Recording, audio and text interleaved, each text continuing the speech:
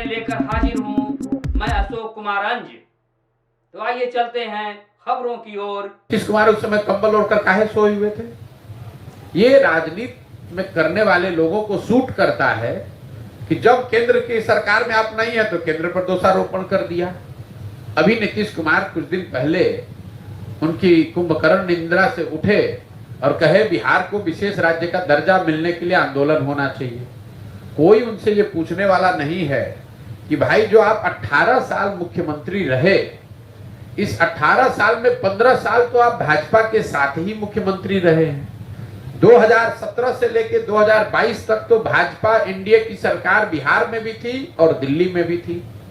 जरा आप हमको पत्रकार होने के नाते कोई ऐसी खबर, एक कोई वक्तव्य दिखा दीजिए जब नीतीश कुमार ने भाजपा के साथ रहते हुए विशेष राज्य की बात की हो, चर्चा की हो। कोई मुझे नीतीश कुमार के पार्टी का नेता बता दीजिए कि संसद में खड़े होकर उसने कहा कि भाई बिहार में विशेष राज्य का दर्जा मिलना चाहिए। उस समय उनके पार्टी के नेता संसद में खड़े होकर मोदी जी का महिमा मंडन कर रहे थे, उनको महामानव बता रहे थे। आज जब लालटेन के साथ आ गए तो अब भाजपा पर दोषारोपण कर रहे हैं। 2 महीना के बाद भाजपा के साथ ये आदमी आ जाएगा तो फिर लालटेन को गाली देने लगेगा। नीतीश कुमार का चरित्र तो कम से कम इस राज्य के लोगों ने बहुत देख लिया, अब झांसा में आने वाले नहीं है।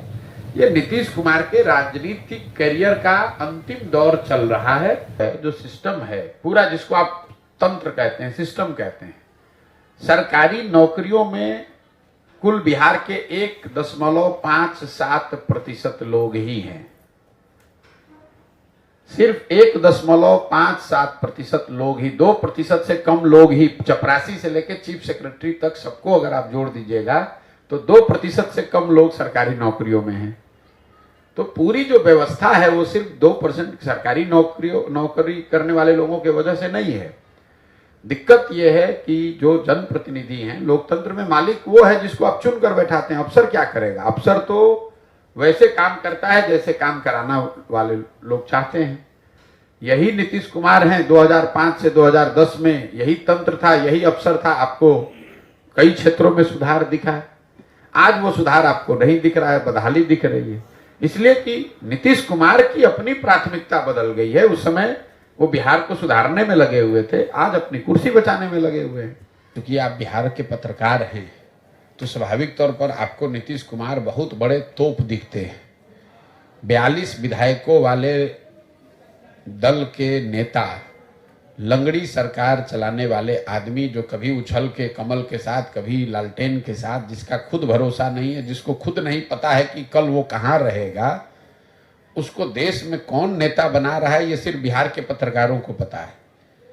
ये जब से महागठबंधन बना है उस दिन से मेरा बयान आप सुन लीजिए। मैंने आपको कहा है कि इसका कोई राष्ट्रीय राजनीति पर इसका कोई फर्क नहीं पड़ने वाला, इसका कोई महत्व नहीं है। जो विपक्ष की राजनीति है उसमें सबसे बड़ा दल कांग्रेस है, हारे या जीते। दूसरा तृणमूल है, तीसरे नंबर पर डीएमके है। जदयू को कौन पूछ रहा है? ये तो अपने मुंह मियां मिट्ठू होने वाली बात है। लालू जी ने कहा कि देश का प्रधानमंत्री नीतीश जी होंगे। लालू जी के कितने सांसद हैं भैया लोकसभा में? 0। तो जिस पार्टी का 0 सांसद है वो बता रहा है कि देश का प्रधानमंत्री कौन होगा। जिसके दल के अपने 42 विधायक हैं वो देश का नेता आप लोग उसको बता रहे हैं। और सबसे बड़ी बात, जो देश का सबसे पिछड़ा राज्य है, सबसे ज्यादा कुशासन के लिए पूरा देश में जाना जा रहा है, गरीबी के लिए, बेरोजगारी के लिए, पलायन के लिए, उस राज्य को नेता के दूसरे राज्य के लोग मान जाएंगे कि भैया आइए और महाराष्ट्र को बिहार बना दीजिए, तमिलनाडु को बिहार बना दीजिए। ऐसा कोई मान सकता है? ये मतलब कॉमन सेंस जो है, लॉजिक जो है, इसके लिए आपको कोई राजनीति का ज्ञाता नहीं होना है।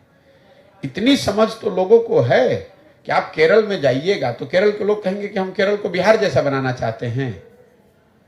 किस आधार पर आपको कोई नेता वहां मानेगा? आपके पास संख्या बल है नहीं, आपके पास पैसा साधन वर्कर है नहीं, आपने गवर्नेंस के आधार पर ऐसा कोई मॉडल खड़ा नहीं किया जिसको देश भर फॉलो करना चाहता है। जो भी संविधान के अनुसार व्यवस्था बनाई गई है वो व्यवस्था होनी चाहिए, लेकिन मेरा नजरिया ये है कि समाज में सुधार तब होगा जब इनको अवसर की समानता शिक्षा में दी जाए, अवसर का समानता भूमि में दिया जाए, अवसर की समानता पूंजी में दी जाए। दलित परिवार के बच्चे, जो अति पिछड़े परिवार के बच्चे हैं, उनको पूंजी भी दी जाए ताकि वो रोजी रोजगार कर सकें। उनको बच्चे को अच्छे स्कूल में पढ़ाया जा सके ताकि वो आगे जाकर compete कर सकें। उनको भूमि दिया जाए ताकि वो अच्छी खेती किसानी कर सकें। सिर्फ सरकारी नौकरी में अगर आप आरक्षण करेंगे और दूसरा कुछ नहीं करेंगे तो इन समाज को उसका फायदा नहीं मिलने वाला है। और ये बात जो सरकार ने अभी जातिगत सर्वेक्षण कराया, ये इन्होंने अपना मुंह पर खुद कीचड़ लपेट लिया। भाई 32 बरस से आप कह रहे हैं कि आप सामाजिक न्याय के नाम पर राजनीति कर रहे हैं, सत्ता में बैठे हुए हैं। 32 बरस से बिहार में सत्ता में है कौन? लालू और नीतीश। तो अगर इन वर्गों के साथ अन्याय हुआ, इनको वो लाभ नहीं मिला, ये वंचित रह गए, तो इसका दोषी कौन है? जो सत्ता में बैठे हैं। तो लालू नीतीश को ये जवाब देना चाहिए कि 32 बरस सामाजिक न्याय के नाम पर राजनीति करने के बाद, 32 बरस इनके नाम पर इनके वोट से राजा बनने के बाद आपने इनके लिए क्या किया? ना उनकी आर्थिक स्थिति सुधरी, ना उनकी शैक्षणिक स्थिति सुधरी, ना उनको सरकारी नौकरियों में उनकी संख्या बढ़ी।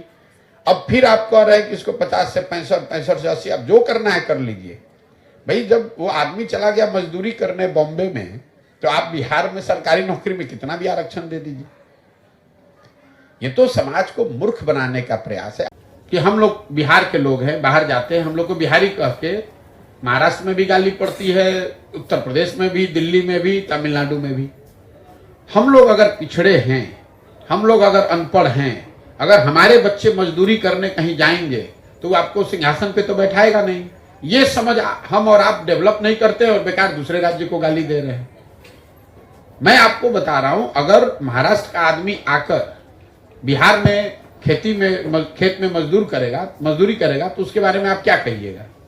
तो आप अपनी दशा देख नहीं रहे, अपने बच्चों को पढ़ाने की व्यवस्था कर नहीं रहे, अपने राज्य में रोजगार हो इसकी चिंता कर नहीं रहे।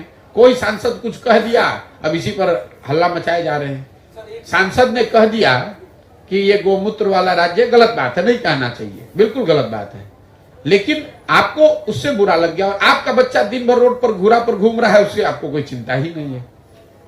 तो अगर आप अनपढ़ हैं तो लोग आपको अनपढ़ ही तो कहेंगे। अगर आप गरीब हैं तो कोई आपको अमीर तो नहीं कहने लगेगा। अगर आप किसी के यहां मजदूरी कह रहे हैं तो वो आपको अपना मालिक तो नहीं बताएगा। राजद के जो नेता हैं ना, ये बड़बोले लोग हैं। अब आप राजद की स्थिति देख लीजिए, पूरे लोकसभा में 543 में से राजद के 0 MP हैं, 0। यहां अपने घर में बैठते हैं, 4 पत्रकार को बुलाते हैं, कहते हैं कौन देश का प्रधानमंत्री होगा। जिस दल का 0 MP है वो तय कर रहा है कि देश का प्रधानमंत्री कौन होगा। लेकिन नीतीश कुमार को तो वही लालू जी वही एकदम बड़ा बना रहे हैं। आप कितना जानते हैं नीतीश कुमार और लालू यादव? हमसे ज्यादा नहीं ना जानते हैं। 15 में हम ही ना दोनों लोग को साथ में लेकर आए थे। आप कितना जानते हैं कि एक दूसरे को कितना प्यार करते हैं? हम नहीं जानते हैं। अरे नीतीश कुमार को कोई लालू यादव तेजस्वी यादव से प्यार नहीं है। लालू यादव तेजस्वी यादव इसलिए दिल्ली का रोज चढ़ा रहे हैं कि ये चढ़ जाए कि ये बिहार खाली हो कि हमारा लड़का मुख्यमंत्री बने। हाँ, नीतीश कुमार उनके साथ इसलिए है कि कुर्सी बची रहे, और जब कुर्सी अगर छूटे भी तो जब मेरी पारी खत्म हो तो कोई ऐसा आदमी यहां बन जाए कि लोग यहां कहे कि भाई कुछ भी कहिए, नीतीश कुमार कितनों खराब था तो इनसे तो अच्छा था। आप नीतीश कुमार को नहीं जानते हैं। नीतीश कुमार ऐसे आदमी हैं कि बिहार की जनता ने उनको 42 को MLA जिताया है। तो इसी जनता को सबक सिखाने के लिए ये लालू यादव को जंगल राज को वापस लाने का प्रयास कर रहे हैं कि जंगल राज वापस आ जाएगा तो लोग कहेंगे भैया बेकार नीतीश कुमार को हटाए, वही कम से कम ठीक था। अगर इनसे भी बुरी सरकार आ जाए तभी तो लोग नीतीश कुमार के बारे में अच्छा कहेंगे। मान लीजिए कोई अच्छी सरकार बिहार में आ जाए तो लोग क्या कहेंगे कि भैया अच्छा हुआ नीतीश कुमार से जान छूटा, बिहार की तरक्की शुरू हुई।